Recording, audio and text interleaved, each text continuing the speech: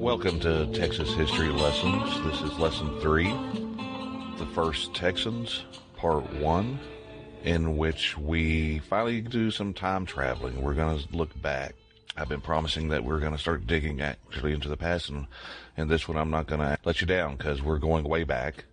But before I get into it, I want to talk a little bit to set context for why I find this so fascinating. I've always been fascinated by the wilderness. Stories of people living in the wild, surviving by the fruits of their labors, and with nothing to rely on. One of my favorite shows is one that's on the History Channel, and its name is Alone. And it's a show, the premise of which is where they take up to about 10 people, individuals, and they set them out alone in a remote area, and they have to survive for as long as they can. And now these are people that are actually prepared for this. They're trained for it. Sometimes they're military vets, special forces. They know what they're doing. There are other people that are just wilderness lovers and live on the land almost full time. There are people that specialize in ancient methods for survival. So they're not ill-equipped for this. They're people that actually are very interested in it, and they are really good at it, and they pursue it all the time in their lives as much as they can back at their home, wherever their home may be. The show's been filmed on Vancouver Island, British Columbia. It's been at Patagonia, Argentina, Northern Mongolia in Asia, and the last 2 seasons have been in the Northwest Territories of Canada, in the Arctic, near the Great Slave Lake. Now, these people are allowed to bring 10 things with them. Most of them bring something called a fire stick, which makes it easier to cause sparks and start a fire. A lot of them will bring a bow, pieces of wire with which they can make snares and build things that they need, tools that they need. And in addition to a number of things like tarps and, of course, sleeping bags, and they have warm clothes. But they're all alone. And for the most part, if they make it through 60 days before they have to tap out due to either they win, everybody else fails, or they have to get pulled for medical reasons, these are experts and they don't make it that long. Now, the current season that I'm watching, I'm enjoying. It's a setup to where if they can make it 100 days, they win $1 million. And it's really wild watching these people try to survive on their own, find food, whether it be fishing, hunting. Basically, they're going back and being hunter-gatherers. And these are people that know what they're doing. They really know what they're doing, and it's very, very difficult. Now I want you to imagine going back to a time so far distant we can't really even imagine what it was really like. But imagine you're living with a band of 20, 30, 40 people. Most of them you're related to or are tied to with marriage. Possibly up to 60 people in the band. Men, women, children. And you're traveling. And all you do is travel after big game, mammoths, and giant megafauna. And you hunt them with tools that you make by hand. You wear clothes that you make by hand from the animals that you kill, using tools that you make from them and with stone. You have the ability to make fire, and you're traveling along, and you find yourself in this immense corridor between these giant walls of ice, anywhere from 1 mile to 2.5 miles high. And you're pursuing your life. And you're traveling through this corridor. And all of a sudden it opens up. And the land opens up. And you find yourself no longer constricted by the ice. And you're allowed to then move out and pursue your life with your family and friends and continue to try to survive. Now, like I said, have always been fascinated with survival and stories of survival in the wilderness, I don't presume at all to think I would last 100 days in the Yukon or the Northwest Territories by myself. I probably wouldn't make it 5 days, to be dead serious here. But that gives me so much respect for the people that were able to do it 10,000, 20,000, 30,000 years ago, that actually did do this. It makes me have immense respect for their knowledge and abilities to think and solve problems and adapt. I have immense respect for their toughness and ingenuity and ability to work together to face terrible odds against enormous creatures. And so that's where we're going to begin. We're going back to the beginning of the first peoples in the Americas. And we're going to take a look at it and how eventually they reached Texas. So here we go.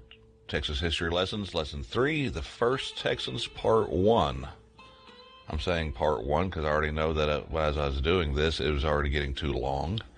And by the end of this, we had just barely reached Texas by the time I get done with this part.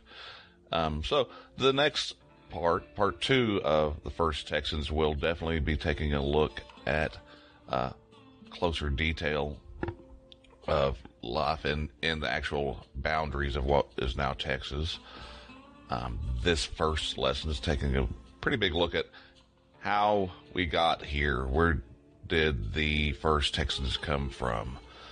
And there's lots of different competing theories.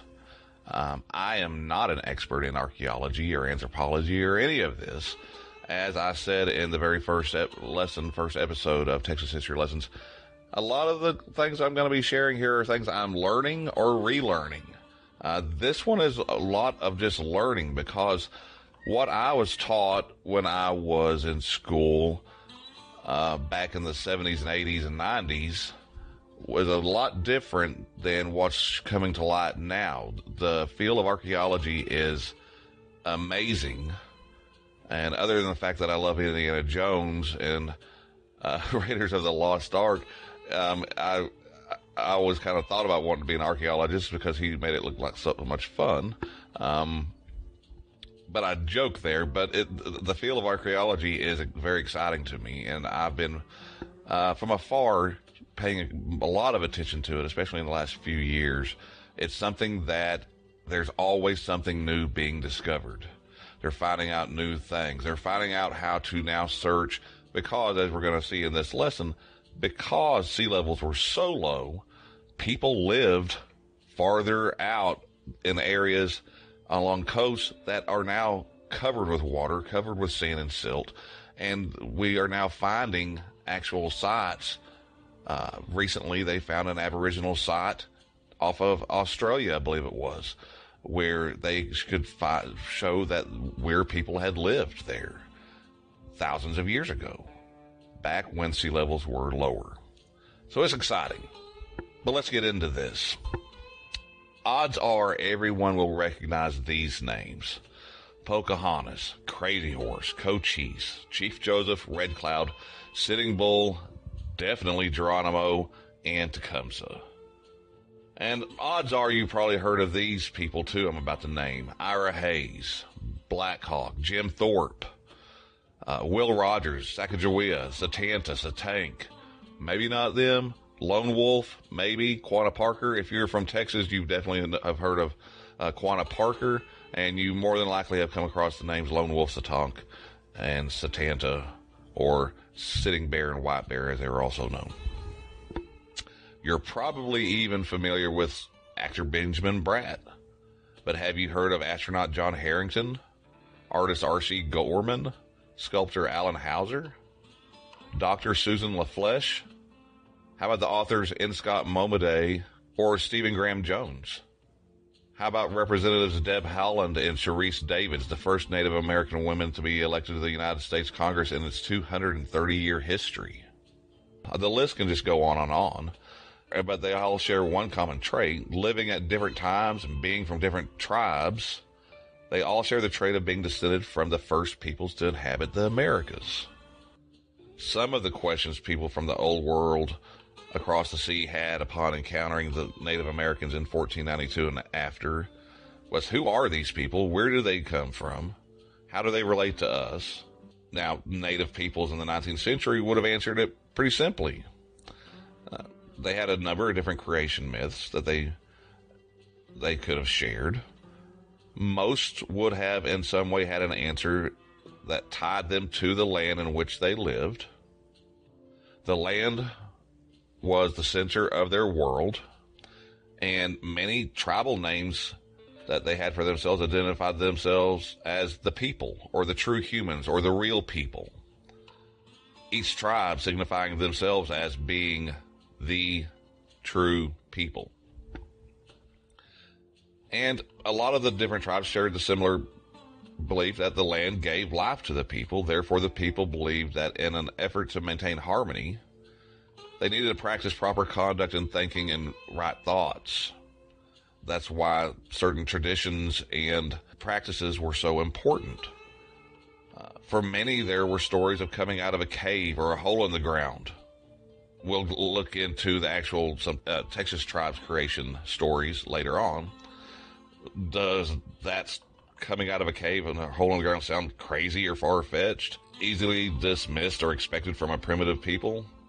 Let's not be too quick on dismissing this. I'm not here to dismiss anybody's beliefs. Some people still argue that they have always lived. They did come here from the land here in North America. And I'm not here to besmirch anybody. So let's not be too quick to dismiss the native creation stories.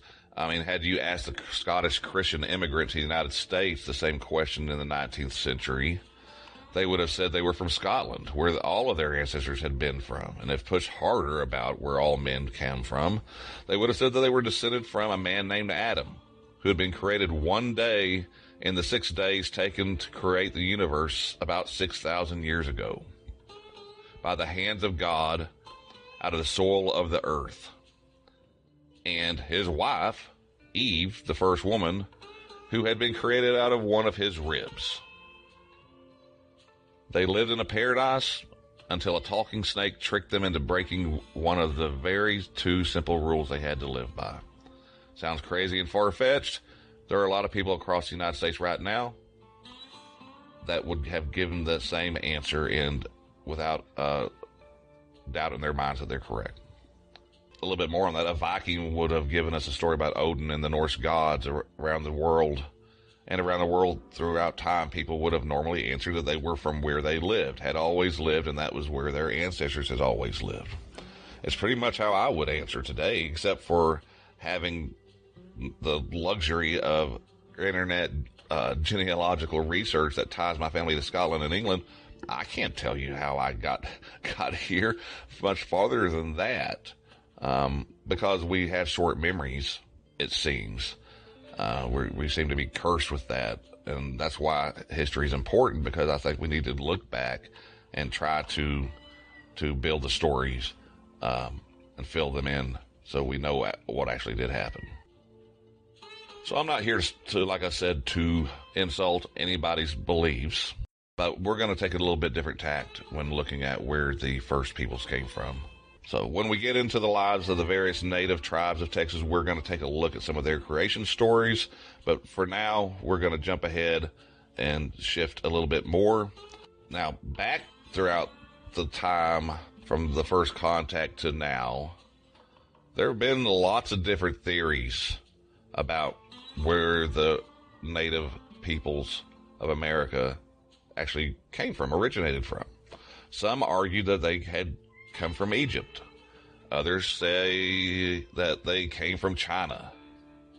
Some said, hey, could they be descended from Phoenician or Greek seamen, ancient Odysseus that never made it home? There was a 19th century Irish nobleman, Viscount Kingsborough. He spent a fortune trying to prove that they were the lost tribe of Israel. There's also a Welsh myth, a legend, that they said, what if they are descendants of Madoc or Madog, a Welsh prince who, according to legend, traveled west 300 years before Columbus? Did they come from the lost continents of Atlantis in the Atlantic or Mu in the Pacific?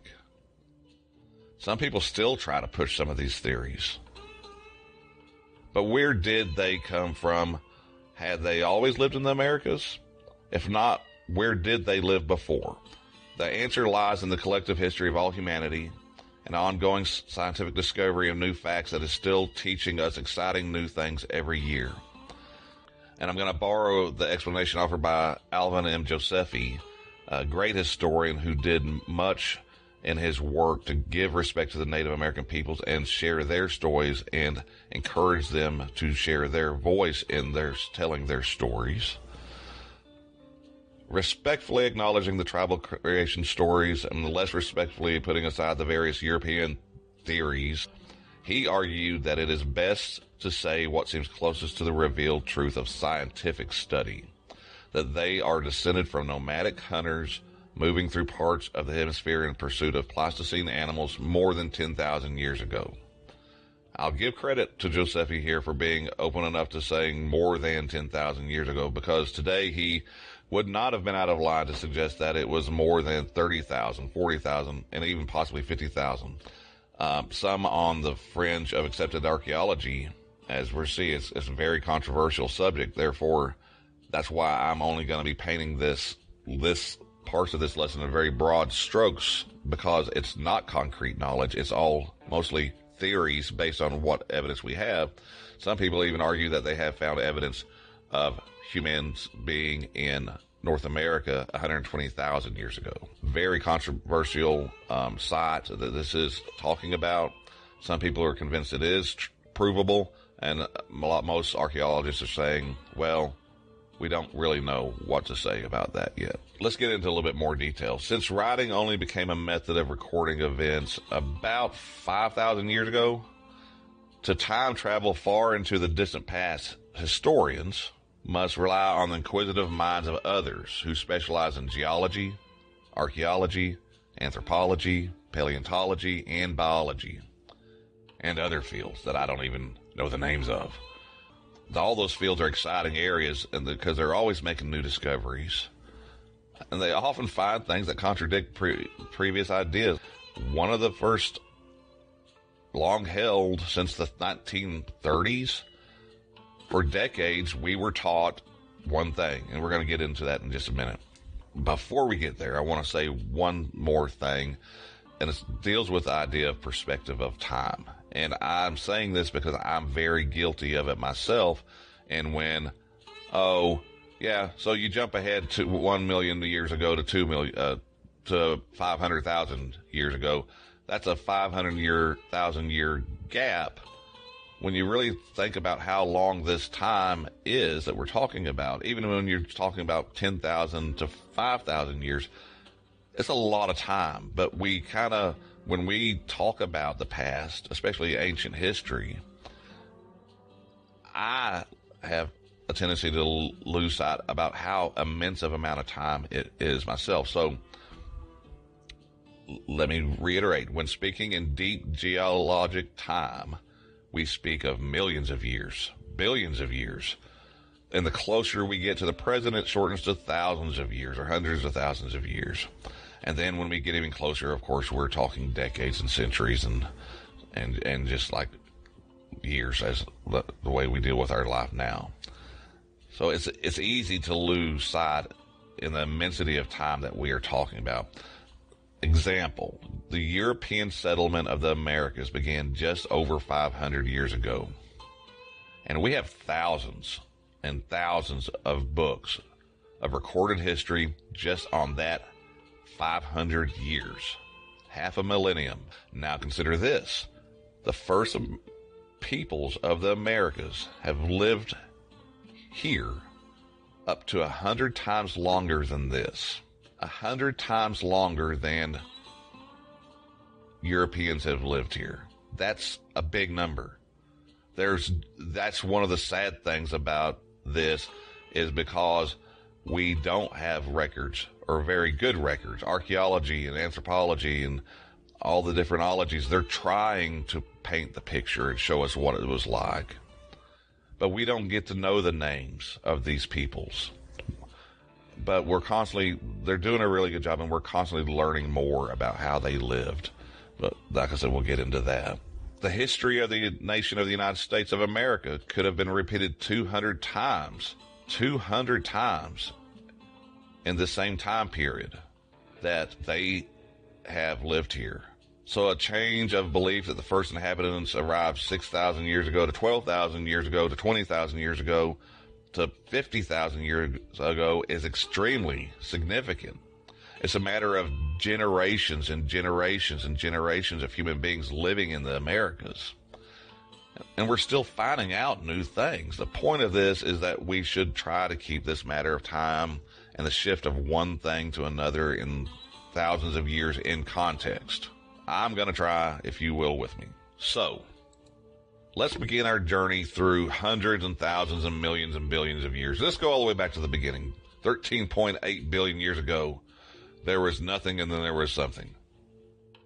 Okay, I'm not really going to put you through that. 4.6 billion years ago, our home, planet Earth, took form. We're just going to kind of skim through it. The first life on Earth probably has started appearing about 4 billion years ago. Single-celled creatures and organic matter evolved. Original microorganisms were followed by primitive plants like seaweed. Then came the invertebrate animals without backbones like jellyfish and worms. Time passes. Lots of time passes. Like I said, we're going from billions now down to 300 million years ago. We see the arrival of vertebrates, amphibians, followed by reptiles, birds, and finally mammals who, for the past 60 million years, have dominated the Earth. The age of the dinosaurs, if you aren't familiar with that, that was 251 million years ago. And the first mammals started showing up about 195 million years ago. And then there was an extinction event at the end of the Cretaceous period, 65 million years ago. And this is what brought about the end of the dinosaurs.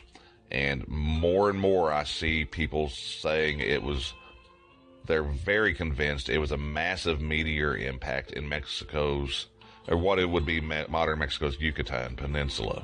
It was a impact that caused a mile-high tsunami. It sparked wildfires and released billions of tons of sulfur into the atmosphere. It's believed that the sun was pretty much blotted out for years because of this, which is what they're saying. Watch out the dinosaurs. There were dinosaurs in Texas, but we're not going to talk about them today. About 4 million years ago, Australopithecus began their 2 million years of roaming the African plains, and that gets us up to the Pleistocene, the time in which early humans spread throughout the world and into North America at the end of their migrations. Now, this is a long period. Like I said, we're going from 2.6 million years ago to 11,700 years ago. It was a time where there were 6 to 7 glacial periods and 5 to 6 interglacial periods. Currently, we're in an interglacial period that started about 11,000 years ago. This is a period called the Holocene. The humans started somewhere in that about 2 million years ago. We were evolving and came to being in the African continent 500,000 years ago. Lots of time passing here. It takes this kind of stuff that we're talking about takes lots of time.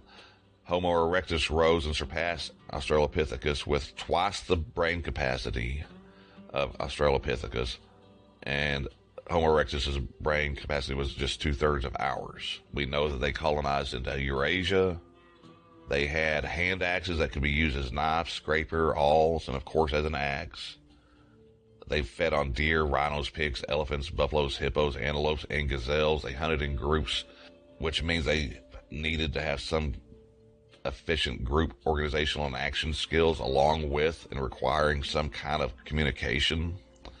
Some think that they had a reverence for the dead, and they had the use of fire, which revolutionized life and made it even more possible to migrate elsewhere. And so about 300,000 years ago, groups of Homo sapiens evolved at the same time all over Africa, instead of maybe in one primary location.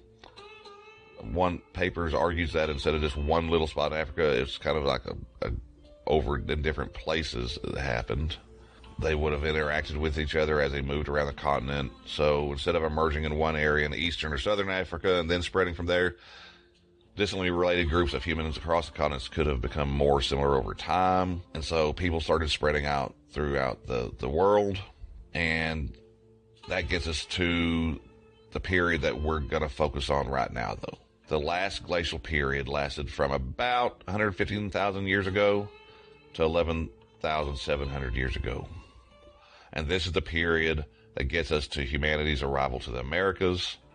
And that's where the main focus will be on the rest of this lesson. Sorry it's taken me a little while to get there. I just wanted to, like I said, provide the big picture context, and I hope I did okay with that. And we're going to let this be the end of the lesson for today. Originally it was recorded at over an hour. I've decided to split it into two.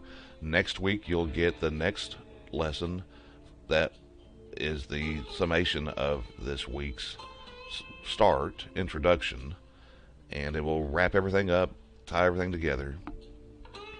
I have the intent of trying to keep episodes a little bit shorter. Definitely don't want to try to hit that hour mark. I want to be able to keep the stories and lessons a little bit shorter than that. If you prefer longer ones, though, let me know. You can follow me on Twitter, Texas History Lessons.